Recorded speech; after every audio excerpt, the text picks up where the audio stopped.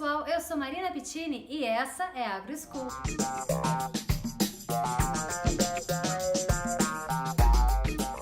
Você do agronegócio, se eu te pergunto qual é o período que compreende um ano, o que você me responderia? Talvez a sua melhor resposta para mim fosse depende. Você quer saber um ano fiscal ou um ano safra? Se você tem dúvidas sobre a diferença entre esses dois tipos, assista ao vídeo de hoje que eu vou esclarecer para você. Vamos começar aqui com um conceito. O que é um ano fiscal? Ele é caracterizado ali pelo período em que as empresas têm que apurar, os seus resultados contábeis. Então, aqui no Brasil, por força de lei, o nosso ano fiscal ele equivale a um ano calendário. Então, ele inicia em 1º de janeiro e termina lá em 31 de dezembro.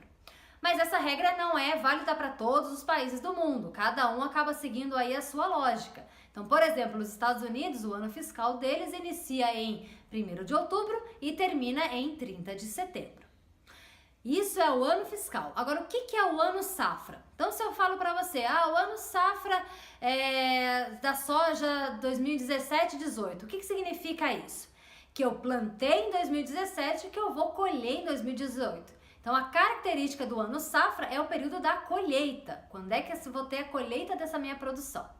Então, quando a Conab, por exemplo, ela vai fazer a divulgação lá do seu balanço de oferta e demanda do Brasil, dos produtos que serão produzidos no Brasil no período de janeiro a dezembro, ela considera esses diferentes calendários safra das culturas que ela vai colocar dentro desse balanço de oferta e demanda. Então, no caso da soja, ela vai considerar o período lá de plantio, que, pegando uma média em outubro, e a colheita, que também pegando uma média, é lá em março, Cada região tem o seu período aí de colheita. Então, só para ilustrar, vai de outubro até março do ano seguinte. E aí, cada cultura tem o seu perfil.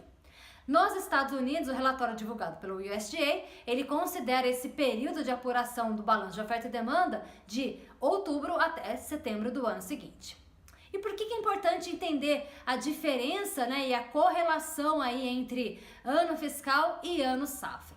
O agronegócio é um segmento da economia que é altamente demandante de recursos financeiros para fazer a sua operação rodar. Então ele depende tanto de recursos do governo através do seu plano safra, ou de recursos da iniciativa privada, de bancos, de financiamento das tradings, das empresas químicas, do mercado de capitais, enfim, não importa de onde vem o recurso, há sempre uma necessidade que ele financie ali a atividade do agronegócio.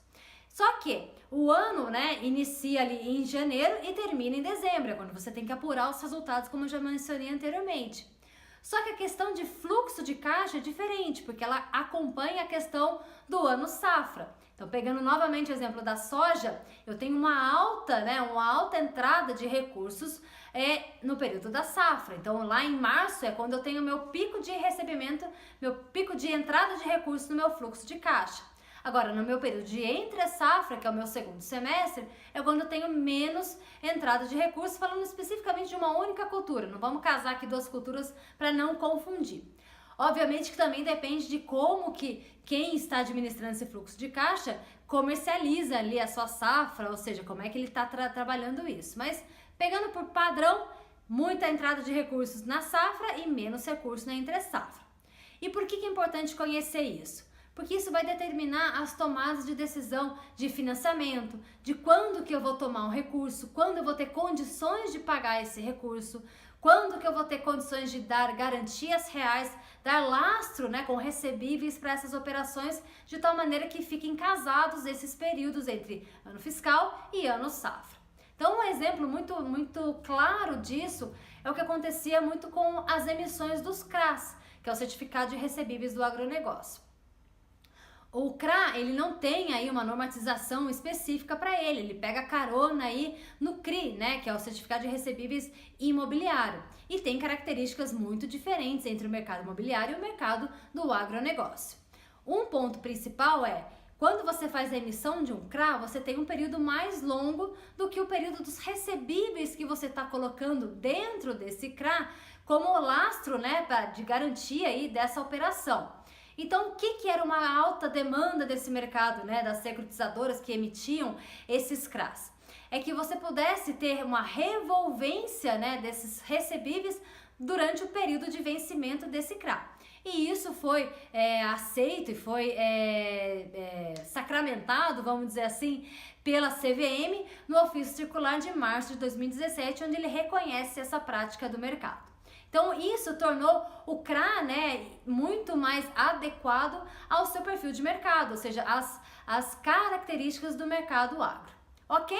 Então entender essa questão parece um detalhezinho muito bobo, muito simples entre ano fiscal e ano safra, mas que faz toda a diferença na gestão do negócio, ok? Então, se você ainda ficou com alguma dúvida sobre esse assunto, me escreve aqui nos comentários ou me manda uma mensagem inbox que eu te respondo. Gostou? Então curta, compartilha para que mais pessoas entendam e aprendam sobre isso também.